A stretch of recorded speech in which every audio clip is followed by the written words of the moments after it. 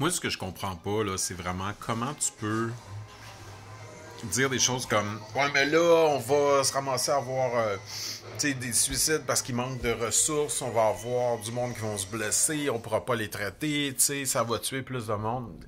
Comment cet argument-là te rend anti-COVID, genre? Comme, bon, anti-mesures sanitaires. Comment?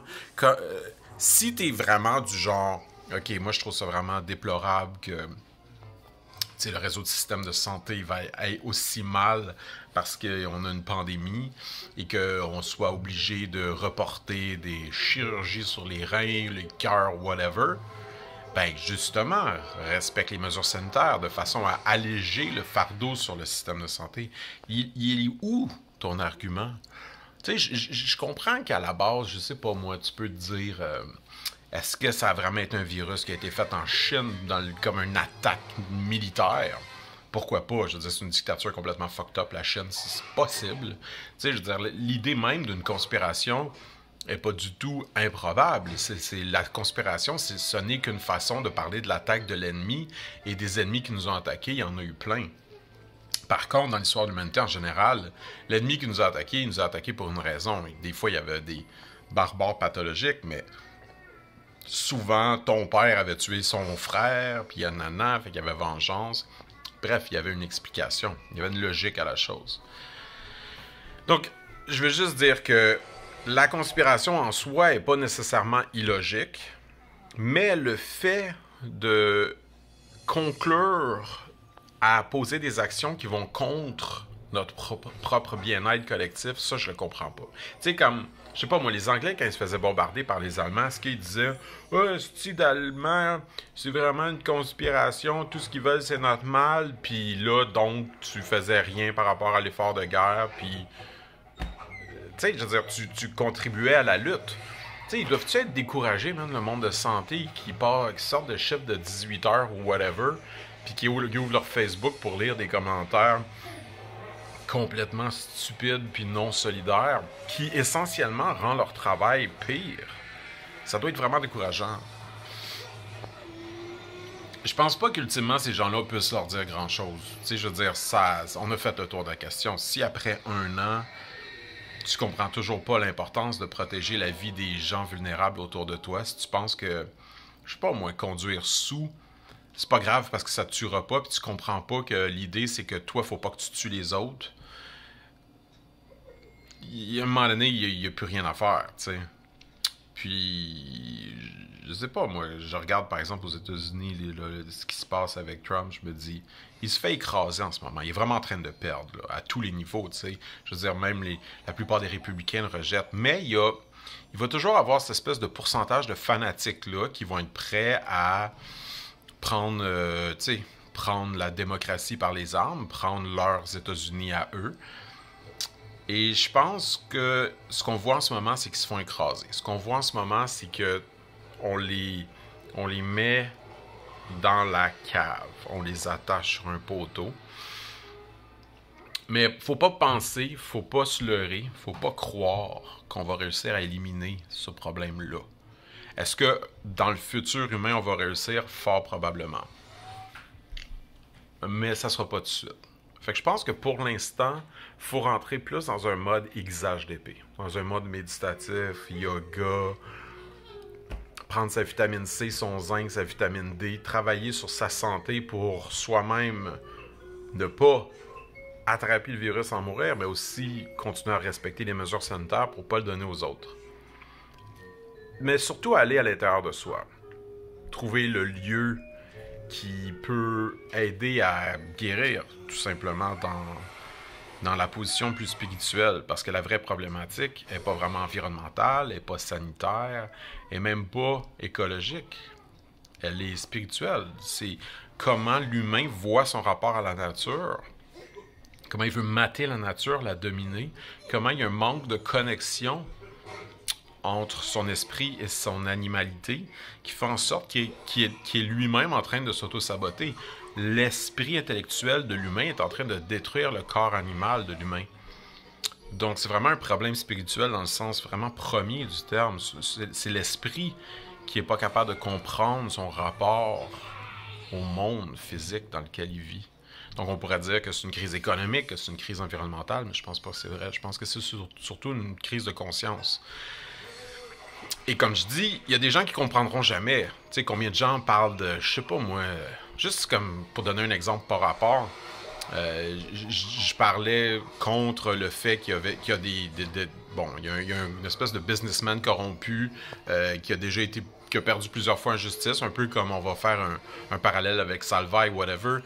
Il a gagné son cas contre Québec qui l'interdit de faire venir à la pelletée des Indiens et des Chinois pour venir prendre des cours d'informatique ici. Voir que les Indiens ont besoin de nos cours d'informatique. Ils ont Google, le chef de Google, c'est un Indien. Je veux dire, ils ont une compétence informatique super forte dans leur pays. Tout ce qu'ils veulent, c'est trouver une façon de détourner le système pour immigrer au Canada.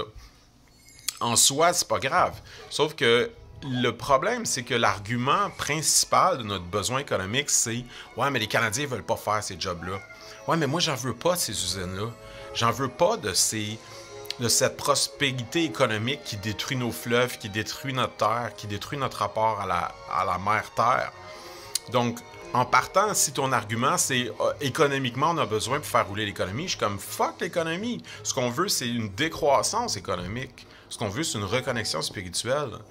Puis d'ailleurs, les gens qui se sauvent de l'Inde en ce moment, c'est surtout qu'ils se sauvent d'un pays qui a été surpeuplé par une déconnexion, justement. Donc, bref. Je pitch la balle à droite, à gauche, comme d'habitude. Puis là, j'ai ouvert comme 2 parenthèses l'une dans l'autre, fait que j'ai perdu le fil.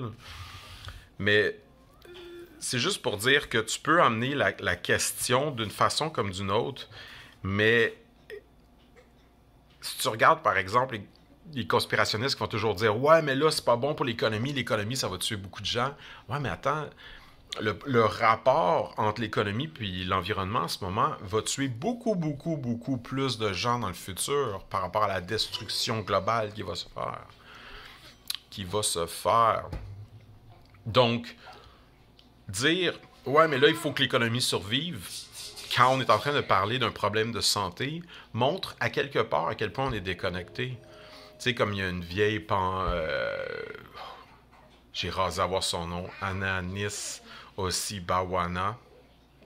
J'espère que je l'ai bien. Un autochtone qui aurait dit que, vous l'avez sûrement entendu formuler de différentes façons, mais c'est l'idée que quand le dernier fleuve aurait été pollué, quand le dernier arbre aurait été coupé, vous réaliserez que l'argent ne se mange pas. Le rapport que le Canada, c'est une citation qui accusait le Canada en passant, a avec la nature est hautement problématique. On s'en rend pas si compte que ça parce qu'on a un très grand territoire. Fait qu'on a beau faire toute la destruction et les pires comportements environnementaux, on pense qu'on est nice parce qu'il nous reste encore énormément à détruire. Ça veut pas dire qu'on n'est pas destructeur. Et cette façon-là qu'on a de rentrer en rapport avec le monde est comme fondamentalement biaisée par des axiomes de base, des espèces de cosmologie, comment qu'on dirait ça, des valeurs en langage peut-être plus simple. C'est comme des patterns de pensée de base qui font en sorte que peu importe ce que tu amènes comme argument après, on se replie toujours sur ça. Fait que quelqu'un qui va tout le temps se replier sur un argument économique de trimestre, là, immédiat, pourra jamais comprendre l'argument environnemental ou spirituel, pourra jamais comprendre l'idée que, ouais, mais nous, on est en train de parler de comment dans 100 ans, ils vont avoir de l'air puis de l'eau, ou comment dans 1000 ans, ils vont avoir une civilisation spirituelle ou une prison pour l'esprit. La volonté, le guerrier voit toujours plus loin que sa propre vie. C'est la nature même de l'esprit de guerrier de dire c'est pas cette petite bataille-là qui compte, mais c'est l'ensemble. Et donc pour moi en ce moment, il y a un dépôt des armes. Il y a une pause qui s'impose. Parce que c'est irrémédiable. On ne peut pas réparer la relation dans le schisme. Je parlais des États-Unis parce que c'est un des plus bels exemples, mais tu peux parler, je sais pas moi, de la souveraineté au Québec ou du rapport entre les libéraux et les conservateurs dans la plupart, ou la droite-gauche, comme on l'exprime historiquement par rapport à ceux qui s'assoyaient à droite puis à gauche du roi, c'est-à-dire les progressistes et les conservateurs. Et les deux positions ont leur bon. Tu sais, l'idée de la conservation en général est bonne, dans le sens où ça prend... Je sais pas, moi, on veut qu'en France, quand on aille visiter la France, ça parle français, on veut pas qu'il y ait une espèce de globalisation de l'anglais qui fait en sorte que toute diversité culturelle meurt. C'est un peu ça, la conservation, ce qu'on appelle la droite, qui souvent peut tomber dans un extrême nationaliste, raciste. Mais à la base, c'est une idée de dire, le passé nous apprend des choses, puis il faut préserver notre héritage. Mais le progressiste qui regarde plus vers le futur, qu'on associe plus souvent à la gauche, va apporter des nouvelles idées. Des fois, de façon extrémiste, il va vouloir mettre la charrue devant les bœufs. Ben, c'est pas la bonne expression, mais c'est pas grave. Il va vouloir mélanger les priorités et il va penser que la fin justifie les moyens. Puis là, il va rentrer dans des absurdités dictatoriales, comme on l'a vu, par exemple, avec le communiste russe, etc. C'est-à-dire qu'on veut tellement imposer un socialisme que ça devient une dictature. C'est plus du tout la volonté du peuple qui s'exprime, mais c'est un dictat d'une seule personne. C'est le... Tu sais, je veux dire, le stalinisme, à quelque part, c'est l'antithèse du socialisme. Parce que l'idée du socialisme, c'est vraiment une idée démocrate, comme plus on le comprend chez les pays scandinaves. Tu sais, c'est la social-démocratie, c'est démocratie, c'est le pouvoir au peuple. Le socialisme, c'est ensemble la société. Donc, c'est favoriser la société avant le gain du capital, favoriser la société avant le gain individuel. C'est de voir le tout comme plus important que les partis. La survie de l'individu est plus importante que la survie de mon bras, par exemple. C'est un petit peu ça l'idée de base de cette pensée socialiste-là qu'on associe parfois au progressisme. C'est juste parce que historiquement, le socialisme a perdu beaucoup de batailles. Donc, on tente à progresser vers le socialisme. En réalité, on peut trouver des groupes humains au travers de l'histoire qui ont vécu un socialisme vraiment plus pur, démocratie vraiment plus directe. Mais c'était des plus petits groupes, c'était plus facile aussi de le réaliser. Quand on est dans un gros système, c'est plus compliqué. Donc bref, moi je pense, d'un point de vue, en tant qu'anthropologue, en tant que scientifique de l'humain, je pense que ce qui va se passer, c'est que pour les centaines, milliers d'années à venir, on va de plus en plus affiner les structures. Le système va réparer ses erreurs. Les problèmes systémiques vont s'ajuster. Je sais pas, moi, prends par exemple le cas de l'assurance-emploi en ce moment au Canada. Bon, tu sais, il y a quelques zones grises, il y a quelques cracks dans le système qui fait que des individus ont du trouble. Le système va de plus en plus être à l'écoute, empathique de ces problématiques-là et s'arranger pour que l'erreur ne se répète pas. Donc, je pense qu'on va de plus en plus corriger le système, mais on ne le détruira pas. Fait que ce que ça va faire, c'est qu'il va y avoir une rigidité puis une cristallisation qui va croître en même temps que l'empathie va augmenter. Et c'est ce que les radicaux anti-État, comme les Trumpistes, qui veulent un businessman, puis qui veulent pas du tout que l'État existe pour contrôler leur liberté individuelle. C'est des individualistes, essentiellement. Eux autres vont de plus en plus haïr le système parce qu'il va être de plus en plus complexe et de plus en plus à l'écoute de ce qu'eux vont considérer comme les faibles. Fait qu'il va y avoir comme une division qui va s'agrandir dans la société. Mais comme je dis, ça sert à rien de leur parler parce que leur fall ball est rendu complètement fall. Ils sont complètement en dehors de la traque. Donc, ils vont juste se radicaliser, aller de plus en plus dans des sous-forums. Comme là, plusieurs ont été bannis de Twitter, Facebook. C'est correct. Ce que ça va faire, par contre, c'est qu'ils vont aller sur d'autres plateformes, puis on les verra plus. Ça va revenir un peu comme c'était avant les réseaux sociaux, c'est-à-dire que ces individus-là, on les entendra plus. On ne saura plus qu'ils existent. Puis ils vont créer une forme de résistance dans un coin, et il va y avoir une résurgescence. Ça se dit-tu en français? Ils vont revenir attaquer. Imagine dans 3000 ans que ils écoutent encore des vieux vidéos actuels, puis qu'ils écoutent ça, puis ils disent, tu te rends compte, il y a 3000 ans, à quel point tu t'es corrompu, puis regarde comment c'est encore le même système en fait, puis regarde toutes les failles, c'est rendu pire qu'avant. Puis il va y avoir un affront final entre les forces qu'on pourrait qualifier de woke, et puis les anti-communautés, les anti-groupes, ceux qui ne veulent que leur jouissance individuelle, quelque chose comme ça. Une espèce de combat ultime entre le bien et le mal, une espèce d'Armageddon comme était annoncé dans l'Apocalypse. Et que là, ça va être rendu trop connecté, puissant technologiquement et tout ça, et que ça va être la dernière fois qu'on va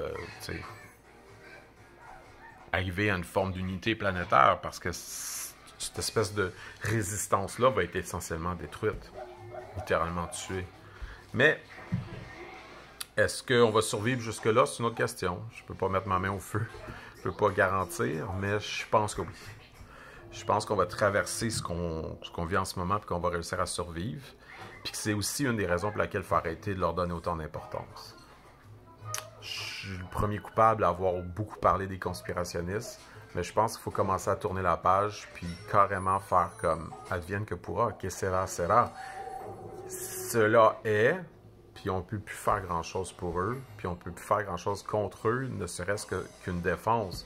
Un peu le symbole du masque, c'est-à-dire que, bon, il ne porte pas le masque, tu peux lui dire, tu peux lui arrêter, tu peux donner une amende, mais ultimement, il va continuer d'être un agent de propagation dans la société, puis le mieux qu'on peut vraiment faire, c'est se défendre, puis être le plus solidaire possible entre nous pour que leurs impacts négatifs soient le plus minimisés possible.